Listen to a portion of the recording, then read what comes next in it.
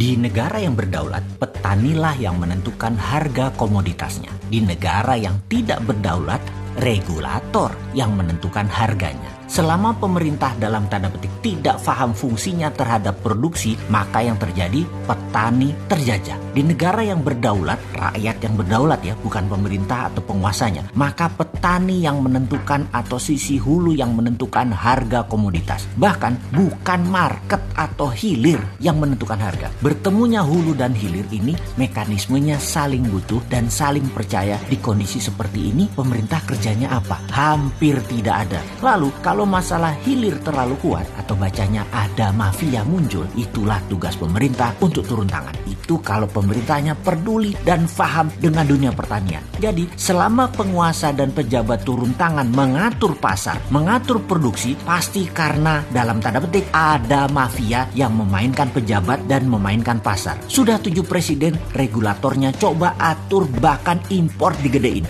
Bukannya selesai masalahnya, tapi jadi runyam Maya. Jadi bisa dong disimpulkan pemerintah hingga saat ini tidak berdaya alias impoten dengan mafia pangan. Oke, kita lupakan pertanian sebentar. Ada lagi yang penting untuk kita cermati selain import hasil tani dari Tiongkok oleh agen Tiongkok, yaitu sebentar lagi kita akan sampai di tahun 2030 di mana tidak sampai 9 tahun lagi dunia akan terdistrap dengan pertumbuhan di Asia. Apa faktanya di tahun 2030 tersebut? 1. 60% populasi dunia ada di Asia. 2. 60% middle class income populasinya ada di Asia. 3. 70% artificial intelligence menguasai dunia, manufakturnya di Asia. 4. 60% GDP dunia dari Asia. Pertumbuhannya 35-60% dalam 10 tahun ke depan dari 38%-an pada saat ini. Asia bergeraknya dipimpin oleh Saudi dengan visi 2030, dengan gerakan China yaitu visi 2025-nya, India dengan visi 2025-nya, Singapura, Vietnam, Thailand, Korea Selatan dengan visi 5 dan 6G-nya, Jepang dengan blockchain-nya, yang semua diset sejak 10 atau 20 tahun yang lalu. Indonesia mau bermain di mana? Masih sebagai negara importir kah? Atau masih jadi negara korban produksi negara lain kah? Atau mau jadi pemain global dengan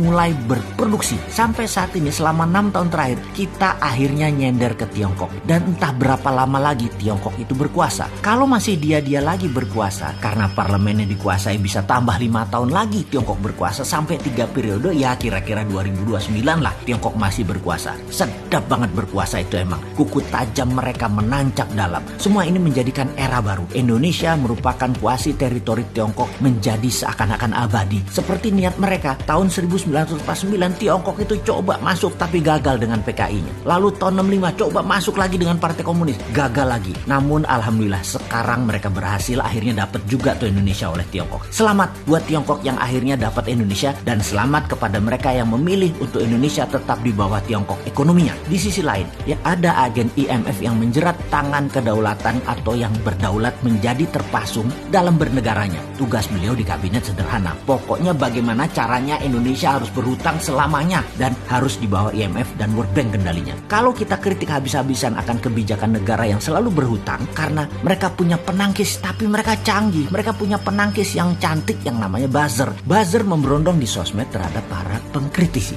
Lalu ada satu lagi yang mereka pakai yaitu kaum akademisi yang isi kepalanya kalau printing money itu harus inflasi. Ilmu palsu ekonomi pokoknya masuk di kepala mereka. Padahal printing money bikin inflasi adalah jawaban yang digeneralisir.